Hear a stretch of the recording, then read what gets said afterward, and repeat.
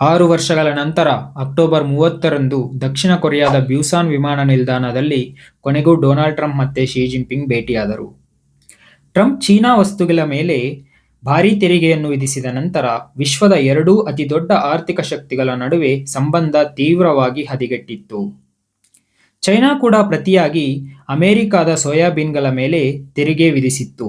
ಇದು ಅಮೆರಿಕ ರೈತರಿಗೆ ಭಾರೀ ಹೊಡೆತವಾಯಿತು. ಯಾಕಂದ್ರೆ ಅಮೆರಿಕ ರೈತರು ಟ್ರಂಪ್ನ ಮುಖ್ಯ ಬೆಂಬಲಿಗರು.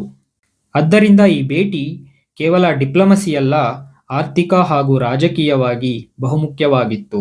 ಚೀನಾ ವಿಶ್ವದ ಎರಡನೇ ಅತಿದೊಡ್ಡ ಆರ್ಥಿಕ ಶಕ್ತಿ ಹಾಗೂ ಕೃಷಿ ಉತ್ಪನ್ನಗಳನ್ನು ಇಂಪೋರ್ಟ್ ಮಾಡುವ ಎರಡನೇ ಅತಿದೊಡ್ಡ ದೇಶ.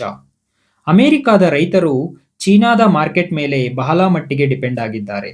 ಅಮೆರಿಕ ಚೀನಾ ಮೇಲೆ ಟ್ಯಾರಿಫ್ ವಿಧಿಸಿದಾಗ ಚೀನಾ ಅಮೆರಿಕಾಗೆ ರೇರ್ ಅರ್ತ್ ಮಿನರಲ್ಸ್ ಎಕ್ಸ್ಪೋರ್ಟ್ನ ನಿಲ್ಲಿಸಿತು.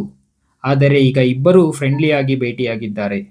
ಇಬ್ಬರ ನಡುವಿನ ಸಂವಾದ ಸುಮಾರು 1 ಗಂಟೆ 20 ನಿಮಿಷಗಳು ಮಾತ್ರವೇ ನಡೆದಿದ್ದು, ಈ ಸಂವಾದದಲ್ಲಿ ಚೀನಾ ಅಮೆರಿಕಾಗೆ ರೇರ್ ಅರ್ತ್ ಮಿನರಲ್ಸ್ ಎಕ್ಸ್ಪೋರ್ಟ್ ಮಾಡಲು ಮತ್ತು ಅಮೆರಿಕದ ಸೋಯಾಬೀನ್ಗಳನ್ನು ಇಂಪೋರ್ಟ್ ಮಾಡಿಕೊಳ್ಳಲು ಒಪ್ಪಿದೆ.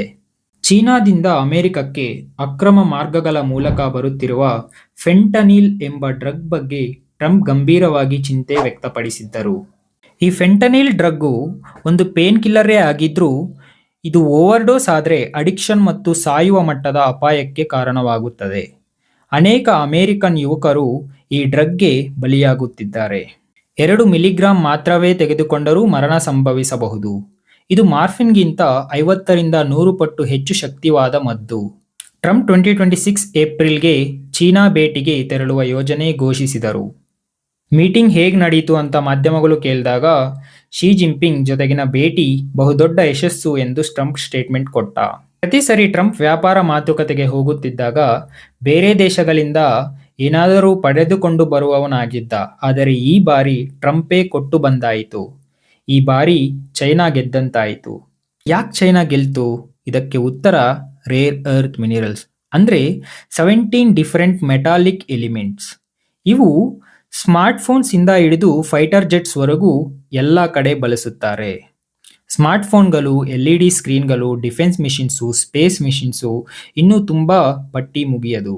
ವಿಶ್ವದ ಸುಮಾರು 69% ರೇರ್ ಅರ್ತ್ ಮಿನರಲ್ಸ್ ಉತ್ಪಾದನೆ ಚೈನಾದ ನಿಯಂತ್ರಣದಲ್ಲಿದೆ.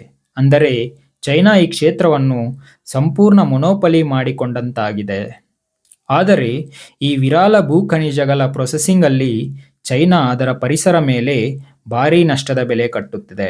Hope you found this video informative. ಈ ರೀತಿ ವಿಡಿಯೋಗಳಿಗಾಗಿ ಚಾನಲ್ಗೆ ಸಬ್ಸ್ಕ್ರೈಬ್ ಮಾಡಿ. Thanks for watching and see you in the next one.